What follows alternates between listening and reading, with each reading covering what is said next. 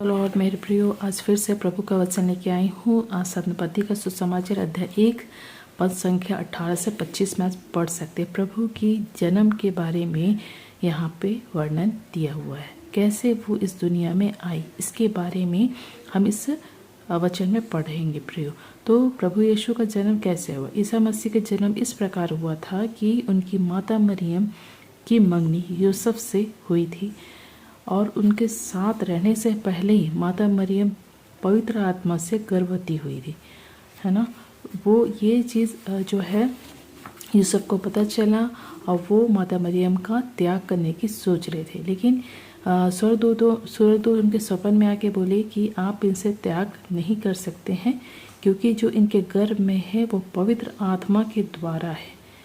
तो कहीं ना कहीं वो यूसुफ यही सोच रहे थे, डर रहे थे, क्योंकि कुंवारी है, कैसे गर्भवती हो गई है, क्योंकि वो धर्मी थे और वो माता मरियम को बदनाम नहीं करना चाहते। इसीलिए वो सोचे कि मैं चुपके से इनका परित्याग कर लूँगा, जिसके वजह से माता मरियम का बदनामी नहीं होगा। ऐसा सोच के गए वो परित्याग करना चाहते माता मरियम का।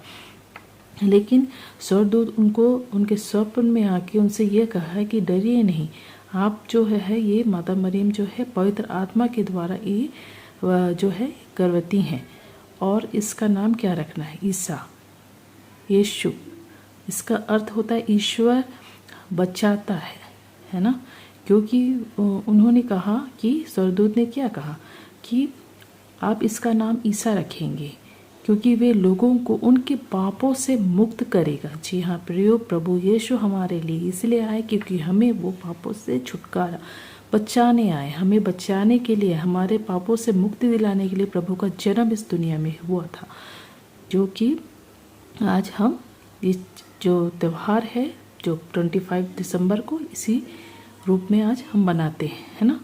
तो यहाँ प्रभु यीशु जो है पवित्र आत्मा से माता मरियम के कोख में आए और वो उनका नाम जो है स्वर्गदूत ने ये कहा उनका नाम ईसा रखना, यीशु, जो ईश्वर बचाता है या पापों से मुक्त करने वाला।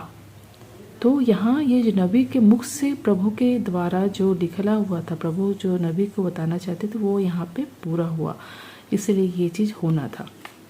कुंवारी मरियम जो है गर्भवती हुई पुत्र प्रसव करेगी, उसका नाम इमानुएल रखा जाएगा, जिसका अर्थ है ईश्वर हमारे साथ है। इमानुएल जो है इसका अर्थ होता है प्रियो, ईश्वर हमारे साथ है। जी हाँ प्रियो, हमेशा ईश्वर के वचन में भी यही पढ़ेंगे कि ईश्वर ने हमें यही प्रॉमिस किया कि वो हमारे साथ है। आप कई बार वचन में भी पढ़े होंगे, है ना। तो ये प्रभु का इसमें ये इमानुएल का अर्थ हुआ।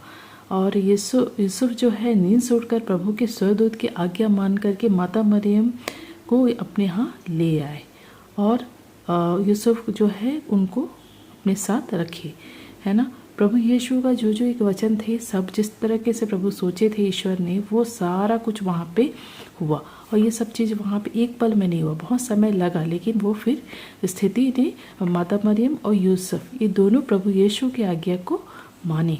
यहाँ पे जो है ईश्वर की आज्ञा को माना गया और प्रभु जो ईश्वर है वो यहाँ पे उनके द्वारा ये कार्य को संपन्न किए।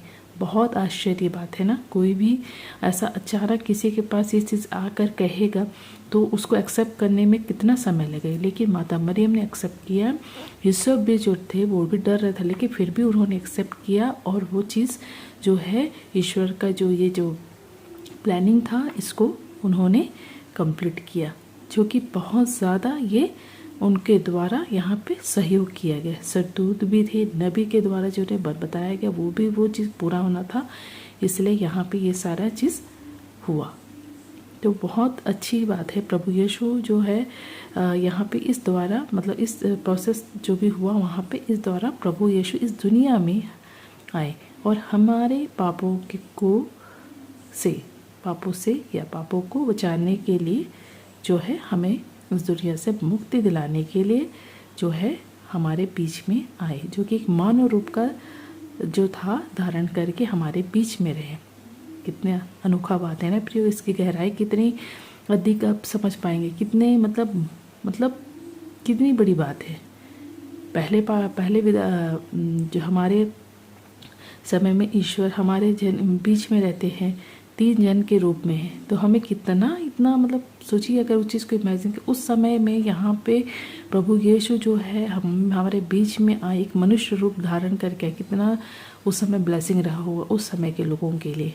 ये प्रभु को उन्होंने बालक रूप के से स्वागत किया, लेकिन बहुत लोगों ने अपनाया, कई लोगों ने अपनाया नहीं, लेकिन प्रभु ने सबको क्षमा किया, सबको प्रेम किया। आज भी करते हैं, हर एक किसी को करते हैं, और प्रभु की ब्लेसिंग है जो आज हमारे लिए इतना सुंदर वचन दिया।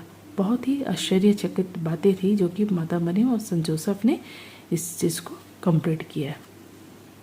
आप भी ये वचन को पढ़िए और प्रभु यीशु के बारे में और प्रभु यीशु के जन्म को कैसे हुआ आप इस चीज़ को पढ़ सकते हैं। सतमती के अध्याय 1 का पद संख्या 18 से 25 में। प्रियो, अपने जीवन में ये प्रभु यीशु का जो वचन है बहुत ही महत्वपूर्ण है, जो कि आगमन काल के लिए है।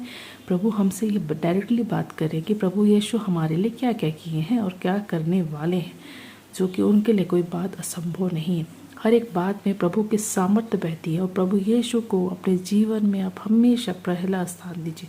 हर एक स्थिति परिस्थिति में प्रभु यीशु का डरना नहीं है। प्रभु यीशु हमारे साथ है, हमारे साथ ही रहेंगे, क्योंकि वो हमें कभी नहीं छोड़े। प्रभु का प्रॉमिस है, संसार के अंत तक हमारे साथ रहेंगे। तो प्रियो, आज प्रभु का वचन ये आपके जीवन में ब्लेसिंग लेके आए। विश्वास के साथ ये वचन को अपने जीवन में ग्रहण कीजिए, वचन को अपनाइए। प्रभु यीशु आपके जीवन में कार्य करेंगे। So, God bless you. Thank you so much.